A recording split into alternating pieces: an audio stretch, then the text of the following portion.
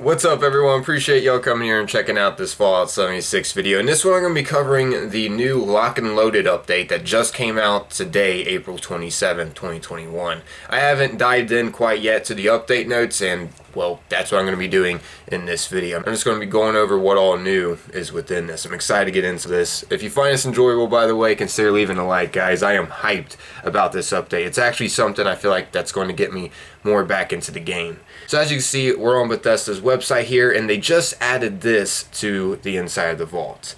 This is some pretty sweet artwork, I gotta say. And it seems to be wherever they are at, it's cold, because you can see their breath coming from like their mouth and nose right here. And not to mention in the background, it looks chilly too. So I'm assuming we're probably going to be getting introduced to something icy within this update. But yeah, that's enough of the artwork. Let's go ahead and dive into what all they added. So starting off here, welcome to the Lock and Loaded update for Fallout 76, which contains an all-new season, scoreboard, and rewards, the special loadouts and camp slots features, a major expansion for daily ops, and much more.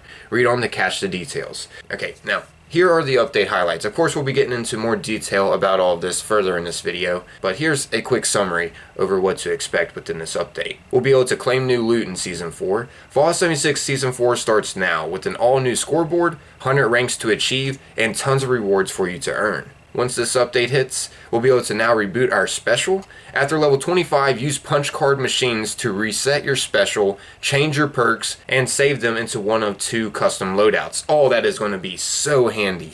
This is a great idea to add into the game. Anyways, next up here it states we'll be able to build a second home. The new camp slots feature allows you to construct and maintain a second camp in addition to your current home. So for everyone that enjoys camp building, this is something awesome for us. Anyways, next up it states vending and display updates. Alongside camp slots, we've streamlined player vending machines and display cases, which you can now use inside your shelters. Cool, it's awesome to see them get this sorted out. I remember seeing this highly recommended from players to add this into the game. It's cool to see them listening like that.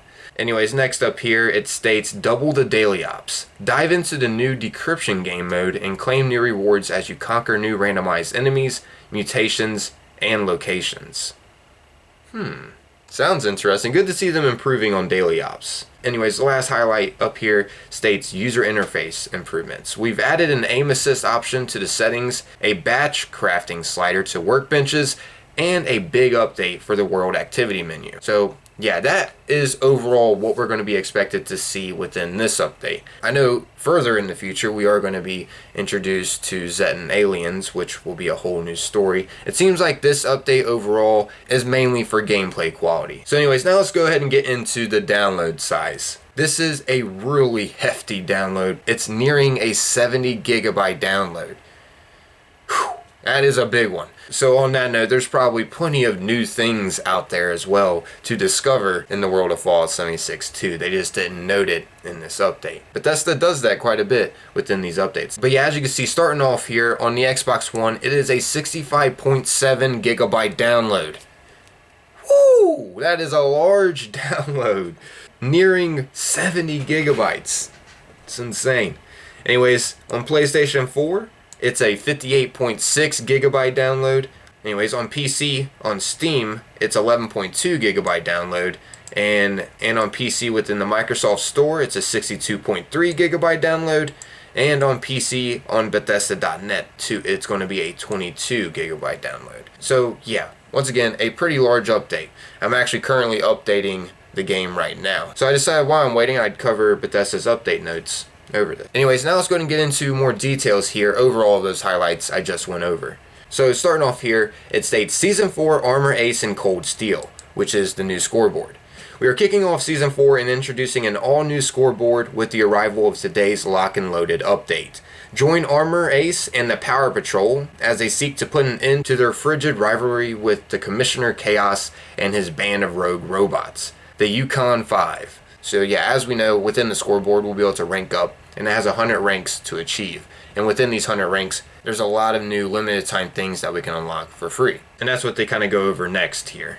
As you can see, it states new rewards. As always, we've added a host of new rewards that you unlock as you rank up, including power armor paints, weapon skins, outfits, themed cosmetics, camp items, in-game currencies, consumables, perk card packs, and more. We've also added prior season rewards, the Antique Speed Bag and Perfect Bubblegum, to Mortimer in the Crater and Samuel in Foundation. And you can now purchase them with gold bullion.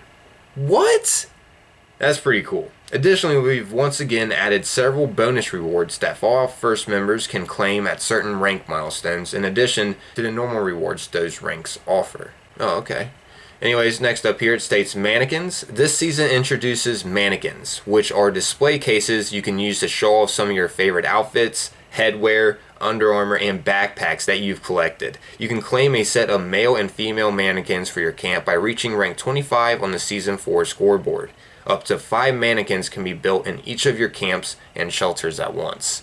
Oh, that is neat. Mannequins are going to be a great addition for camps, to once again just show off different outfits. I don't know if that's including Atomic Shop outfits, but I'm assuming it might. But still, nonetheless, you get to show off outfits, and in a way this could help, create more of a shop feel, if that's what you're going for the camp that you're building. Then again, these could be used for other stuff too, like a scare prop to give someone a jump scare out of nowhere or something. I don't know. These could be used for all kinds of different things. Cool to see them adding these into the game. I think these are a great addition for camps. Anyways, next up here they go over to special loadouts. Let's go ahead and get into these.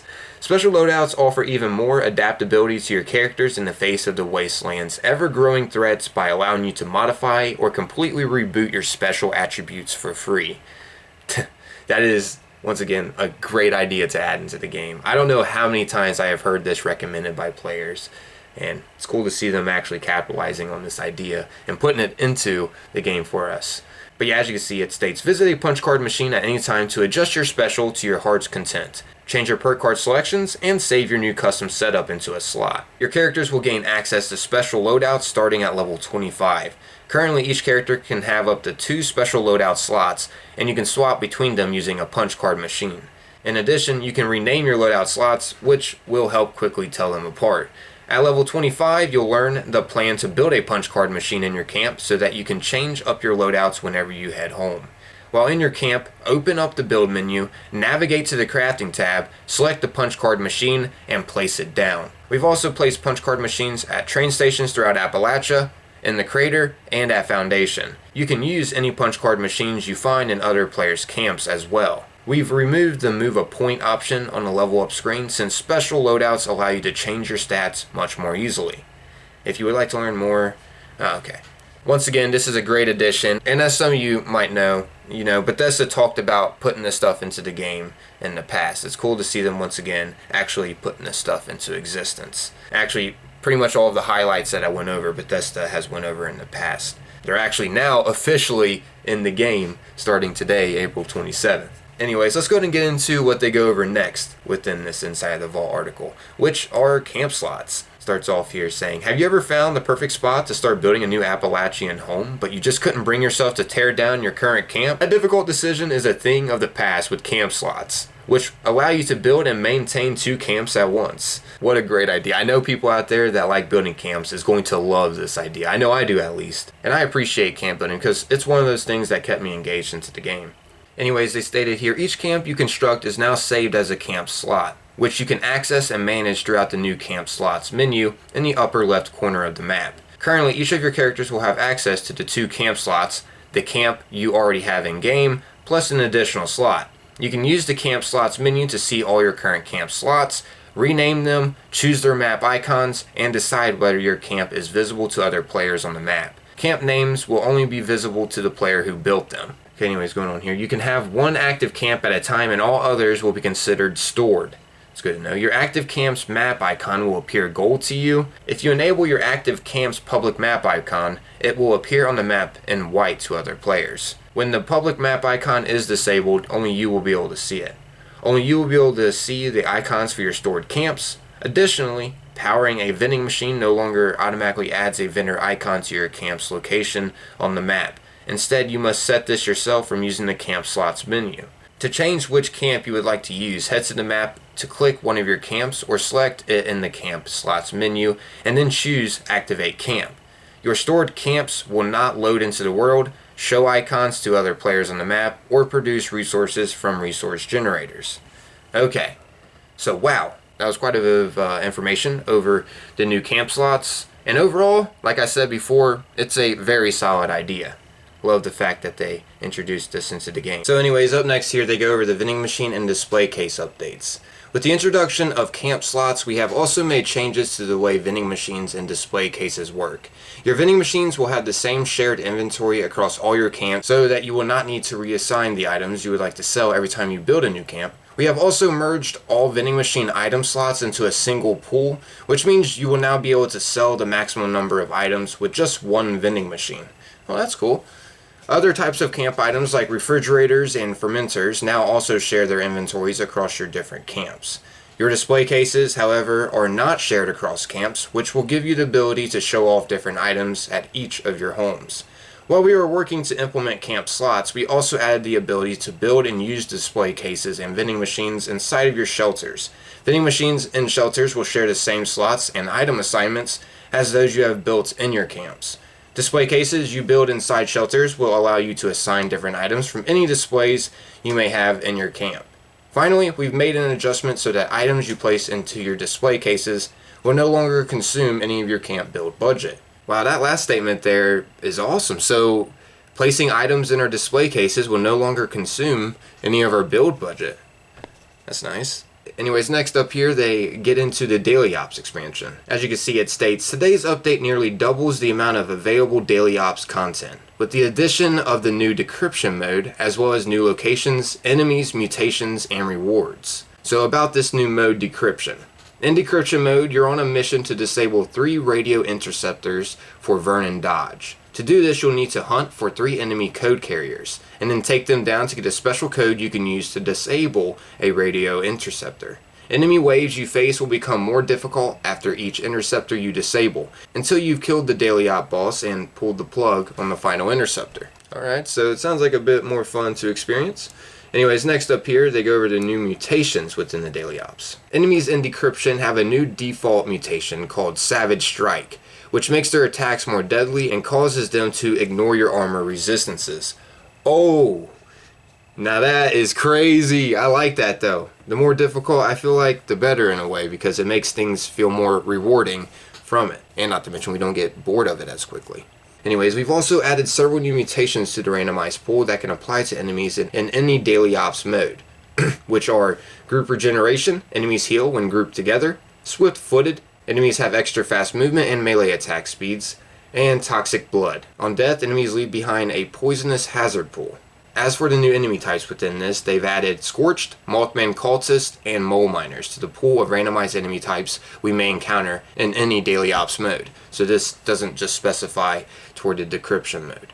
Anyways, we'll also have some new locations we'll get to experience as well within the Daily Ops. As you can see, we'll have to fight our way through Vault 96, Watoga Raider Arena, and West Tech Research Center, all of which have been added to the randomized pool of locations for Daily Ops. Nice!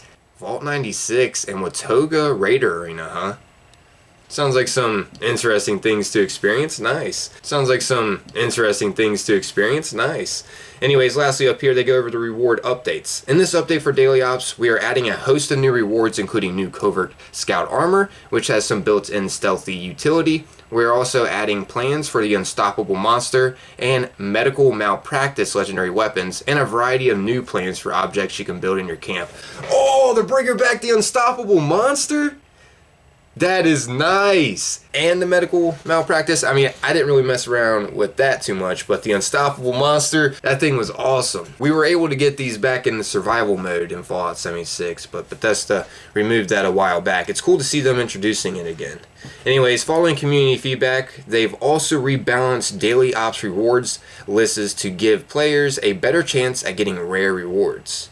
Okay, so that is going to be helpful for all of us that are trying to gather the actual rare rewards that we want. Nice. So next up here we have the additional design updates within this. Starting off with melee attack updates. They've implemented a number of fixes, tweaks, and improvements to player melee attacks so that your strikes more consistently meet their targets. Okay, that sounds like a solid improvement. Anyways, next up here I have for you the events. Hunt for the Treasure Hunter. Keep an eye on our community calendar for upcoming Hunt for the Treasure Hunter weekends, because treasure hunter mole miners have found some new loot that you can claim for yourself. Alright, that sounds like a solid idea. Anyways, as for the user interface, starting off here with the aim assist, They've added a new game setting for players who use controllers that will help them more easily snap their crosshairs to enemies and stay on target when aiming down the sights with ranged weapons. That's awesome. I'm not complaining about that. Anyways, next up here we got batch crafting. You can now assemble, forge, cook, or manufacture an entire stack of an item all at once using a new slider that we've added when you're crafting at a workbench. To do this, select the item you want to craft and then adjust the slider to the quantity that you need. Now that sounds really useful. Anyways, lastly up here we got world activity updates. The world activity menu now includes more than daily ops. It will now help you stay up to date with many more activities in the world, including active nuke zones, events, and nearby player vending machines, giving you an easy way to find and fast travel to them. Alright, so overall, in my opinion, from all these updates that I've read, seems like some really solid ones to definitely help improve gameplay. And keep in mind, I'm just going over like their main highlights within this. They also have tons of other improvements and bug fixes within this article here if you want to further investigate all of this. As you can see here, look at all of these improvements and fixes they have just for the art and graphics. That is crazy. And then here's the camp and workshop fixes and improvements. Here's the challenges improvements. It seems like they didn't really have much to fix with that category. But yeah, they've also smoothed out daily ops quite a bit. They've improved a lot of items, as you can see here. They've also improved the performance and stability. They fixed the legendary perk that was having a problem. They fixed quests and events. They fixed sounds. They fixed a lot of user interface. This was a good chunk of their improvements and fixes. And lastly, they fixed the Fallout 76 world too. Sheesh! Awesome to see all these bug fixes and improvements. It's good to see them continuing to roll out solid updates like this into the game. But yeah, I'm out of here, everyone. Thanks for taking the time watching and listening. And hey, as a friendly reminder, maybe leave a like on this video if you found it enjoyable, or you're just simply excited about the Lock and Loaded update coming into the game. But yeah, until next time, everyone, remember to try to stay safe out there. Peace.